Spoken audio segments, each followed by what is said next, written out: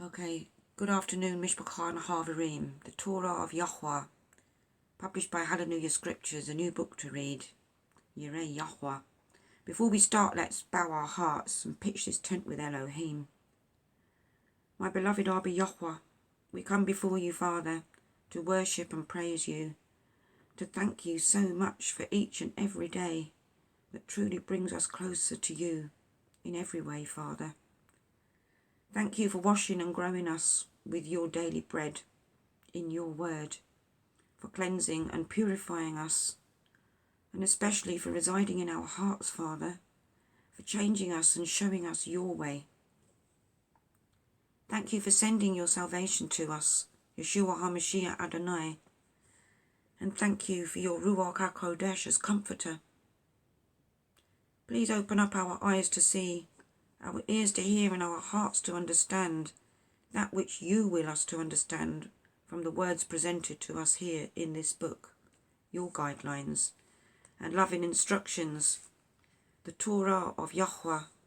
Thank you so very much for truly knowing us, Father, as we could never hope to know ourselves. You are from before our beginning, before everything, and you are everlasting.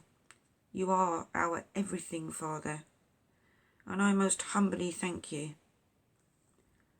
Please guide our every step, our every breath, and our every action we take here, and bring us safely home to you.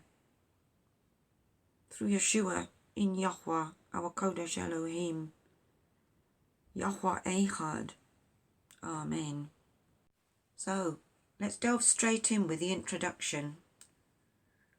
Somehow, a Jewish tradition has been passed down through history that leads many to believe there are 613 mitzvot, or laws, in the Torah that are written and need to be kept. This number is used by some to attempt to prove that we cannot keep all the laws, and thus highlight the need for the forgiveness of Mashiach, while some even claim that they are a burden.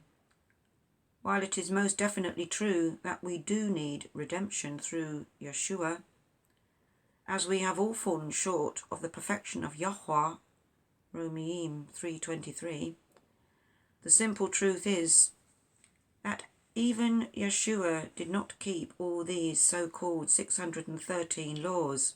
Why? Because the commands given in the Torah are specified to whom they pertain.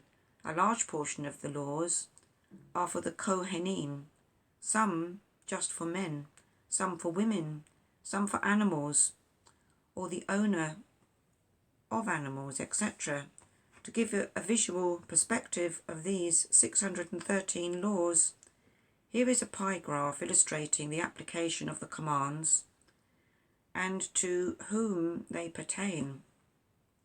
So here we have a small portion for men, small portion for women, same for marriage, servants, farmers, living in the land, animals, a little bit bigger for animals, a little bit bigger for servants, lepers, sovereigns, judges, Kohen HaGadol. Then we have the Kohanim, the priests, that's a big section, and then everyone. That's the biggest section. Okay, it's not even half though. As you can see, approximately 30% of the laws are specifically for the Kohanim, and about 30% divided into percentages for the Kohen HaGadol, judges, sovereigns, servants, etc. And the remaining 41% actually apply to everyone who considers themselves part of Yisrael, regardless of position or condition. The supposed 613 total is a number the Jewish scribes arrived at, and when examining the list of laws and how they defined them, may be one of the reasons Yushua was so scathing towards their view of the Torah. For example, number 67 reads, "Recite the Shema twice daily." However, the scriptures say no such thing. even with the supporting quote provided. Okay, Devarim 6:7. You shall impress them upon your children, and shall speak of them when you sit in your house, and when you walk by the way, and when you lie down, and when you rise up. There are many such examples that could be given, but the focus of this book is to clarify which laws Yahweh intended for all mankind, for his berekoth, while bearing in mind that Yushua said, "Do not think that I came to destroy the Torah or the Nevi'im. I did not come to destroy, but to complete. For truly, I say to you, till the shamayim and the earth pass away, one yod or one tittle shall by no means pass from the Torah till all be done." Matthew 5:17-18. As you come to the realization that the Torah and commands were never done away with, consider how the early believers dealt with the new Greek converts, Acts 15, and start with the laws that would be most important in the times today, such as restoring the Shabbats and festivals and working toward a biblically clean diet, then progressing through the laws that pertain to you personally. Notice in Acts 15 that the council addressed the four most prevalent laws that existed in the Greek culture at the time and directed believers to then heed the laws of Moshe. For from ancient generations, Moshe has in every city those proclaiming him, being read in the congregations every Shabbat. Acts 15:21.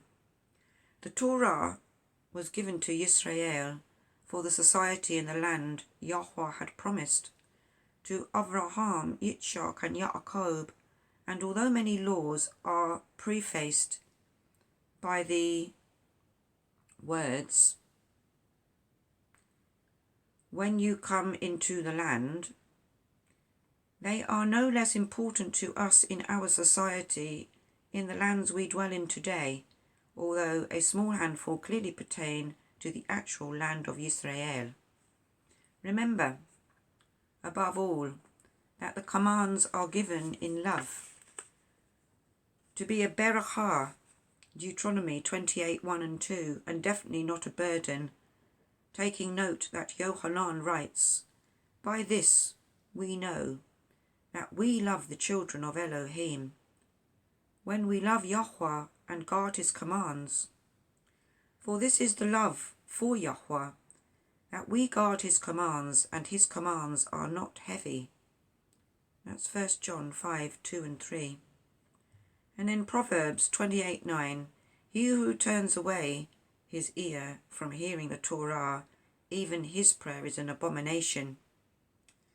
And then at the bottom of the page there, I'll try and show this clearly, is the pronunciation guide. Please take notes. So we have a contents page. I'll give you a moment to look at that yourselves. Okay, thank you. I'd like to add at the bottom of this page that the Halleluyah Scriptures is a restored name translation that is provided free to those who cannot afford, supported by those who can afford, with no footnotes or added doctrines of man, and, in order to minimize the paganism in English, uses a handful of Hebrew words. As these terms will be foreign to many, a glossary is included to familiarize the user with these new words. Please take note. Okay, so the Ten Commandments, chapter 1. Other mighty ones, Exodus 20:2-3. "I am Yahweh your Elohim, who brought you out of the land of Mitzrayim, out of the house of slavery. You have no other mighty ones against my face." See also Genesis 35:2 and Exodus 34:14, and Deuteronomy 5:6-7, and then 6 14 and 13, 6 and 8. Carved images, Exodus 20, 4 and 5. You do not make for yourself a carved image or any likeness of that which is in the Shamayim above, or which is in the earth beneath, or which is in the waters under the earth. You do not bow down to them, nor serve them.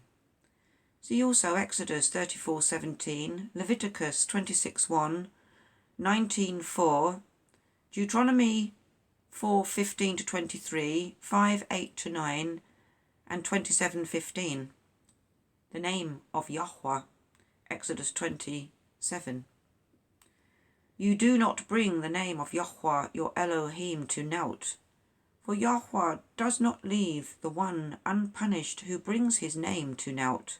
See also Leviticus 19:12 and Deuteronomy 5:11. The Shabbat day. Exodus 20:8 to 11. Remember the Shabbat day, to Qodesh it, to dedicate it.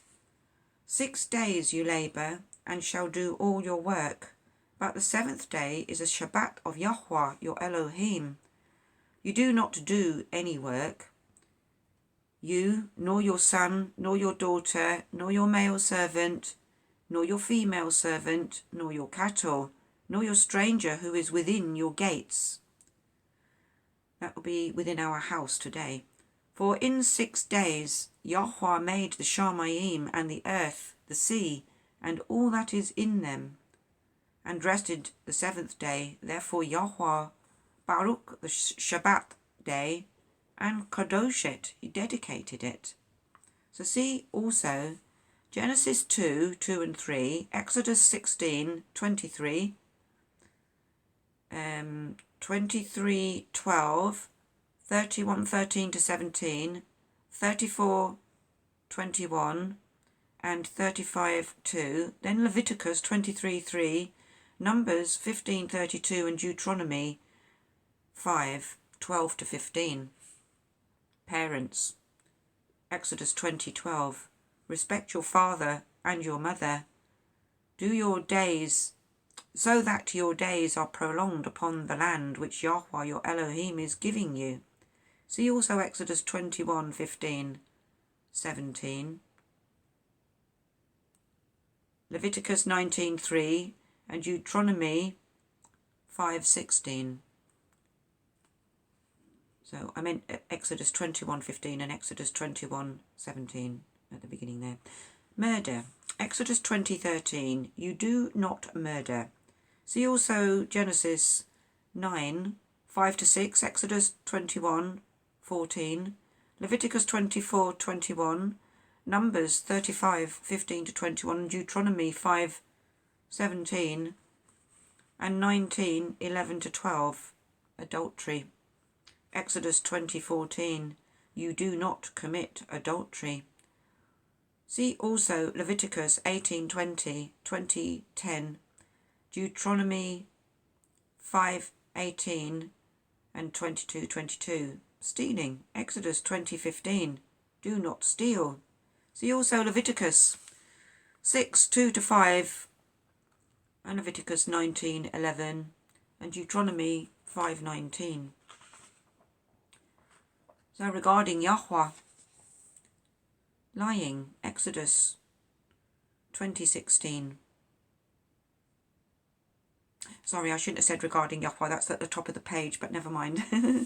The next one is lying, Exodus 20:16. You do not bear false witness against your neighbour. See also Exodus 23:1, Leviticus 19:11, and Leviticus 19:16, and Deuteronomy 5:20. So coveting, the last one, Exodus 20:17. You do not covet your neighbour's house. You do not covet your neighbour's wife, nor his male servant, nor his female servant, nor his ox, nor his donkey, or whatever belongs to your neighbour. See also Deuteronomy 5:21. Okay, well, I just thought I'd start by reading the beginning of it, and that's the 10 Commandments that we all so much know about from our way of walking anyway. So this book is just going to explain exactly what's interpreted through the whole book. I hope you're going to keep joining me with this. Thank you. And Yaray YHWH. Shalom. Much ahav and many blessings to you all. Thank you for joining me.